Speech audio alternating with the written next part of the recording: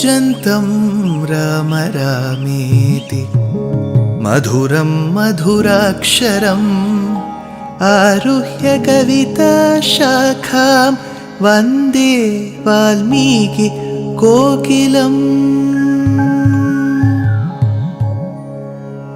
रामाय रामभद्राय रामचन्द्राय वेधसे रघुनाथाय नाथाय सीताया पतये नमः।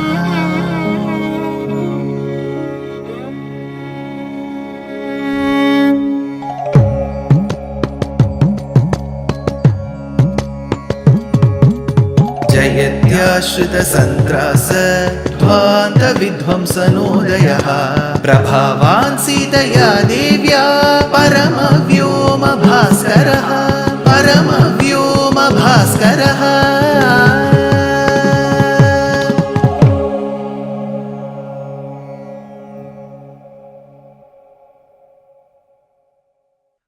श्रीमते निगमान्त महादेशिकाय नमः।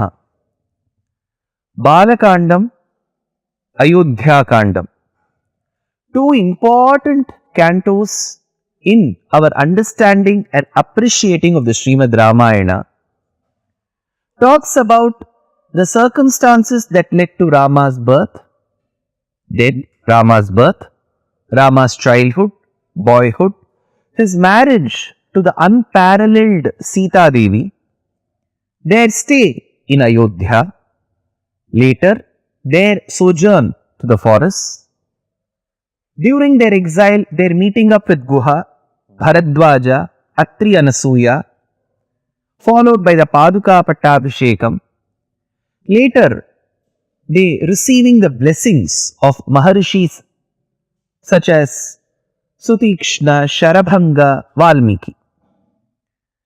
In this list, Rama comes across one of the greatest sages, Maharishis, whom we all revere in Sanatana Dharma. His name is Agastya Maharishi. His wife is Lopamudra. Interestingly, Sita Devi, in her verses where she invokes married women whom she looked up to in Sundarakandam, she invokes Agastya's wife Lopamudra. Agastya was, of course, a Maharishi with high austerities, effulgence, and much more. But he was one of the shortest Maharishis known in Sanatana Dharma. Why? The reasons could be different. But what goes beyond this, or probably that we need to understand from Agastya, is the stature of a person, the height of a person, the personality, overall personality, the weight, height, does not determine the greatness of an individual. Sanatana Dharma is very clear about that.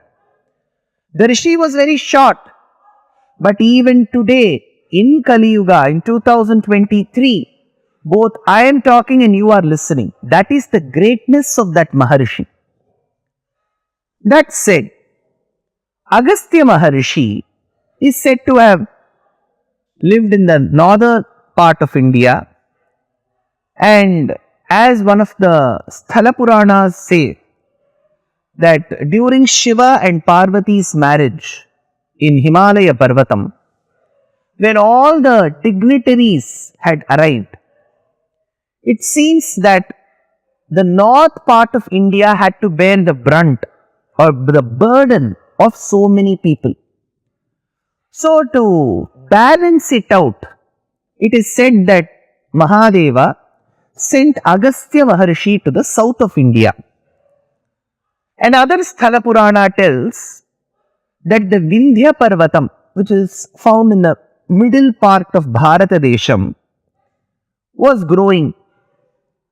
So, to stop the Vindhya Parvatam from growing, you may ask, how can a mountain grow and why should he stop the mountain from growing? Simple. Today, our climatic conditions are largely the effect of our coast, the land and the mountains. So, mountain ranges determine the impact of precipitation, heat, cold in the land region.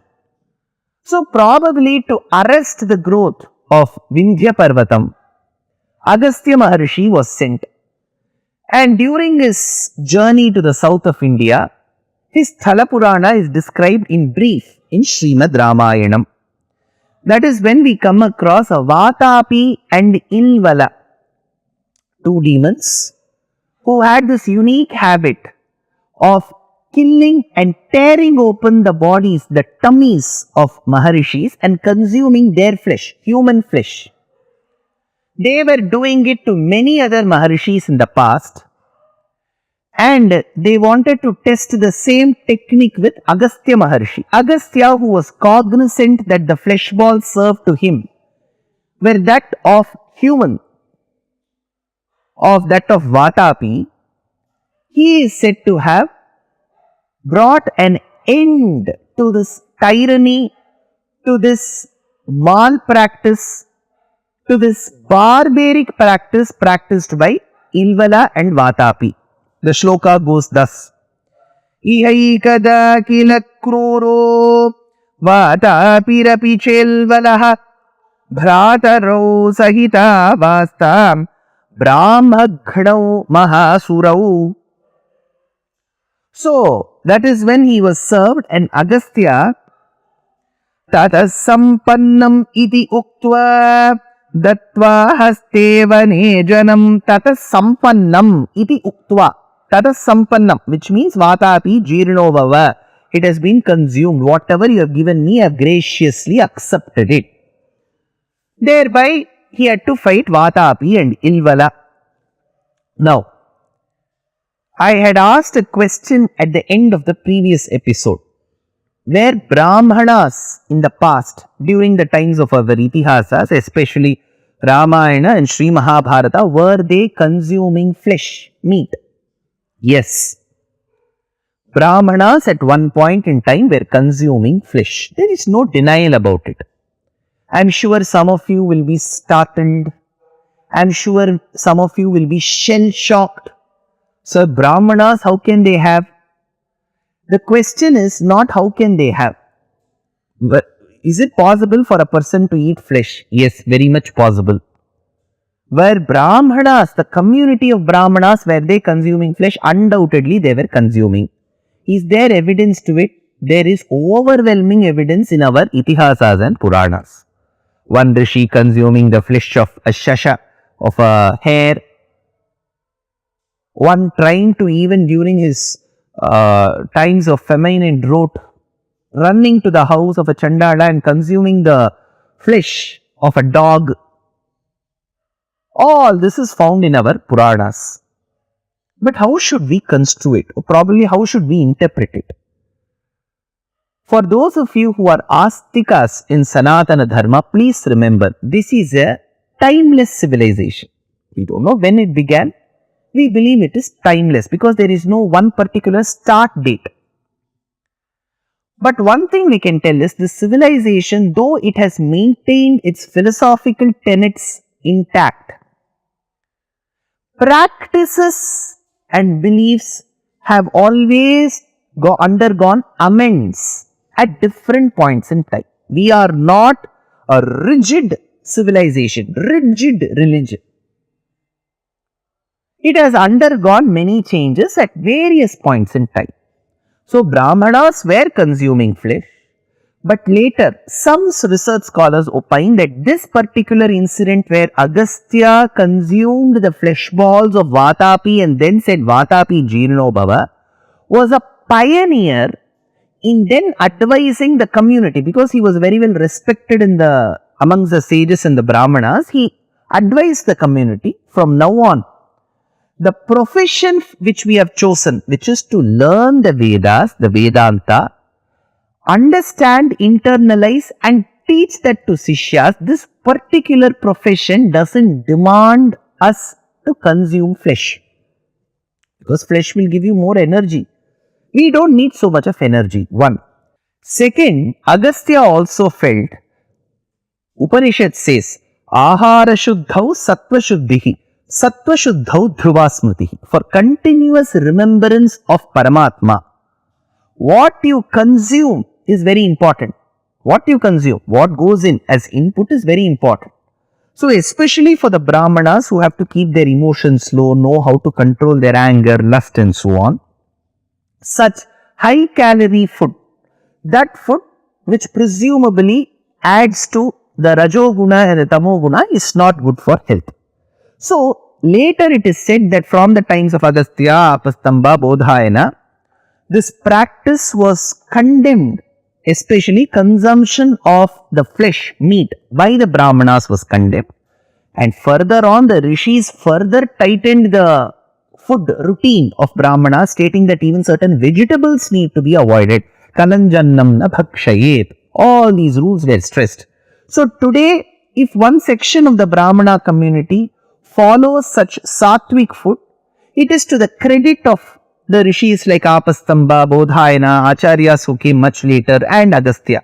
But prior to that, Brāhmanas were consuming. But does that mean that the other communities can consume, or we are encouraging them to have non-vegetarian food, or do we say that there are extremely good advantages or benefits? There may be some scientific benefits. Nobody is in denial of it.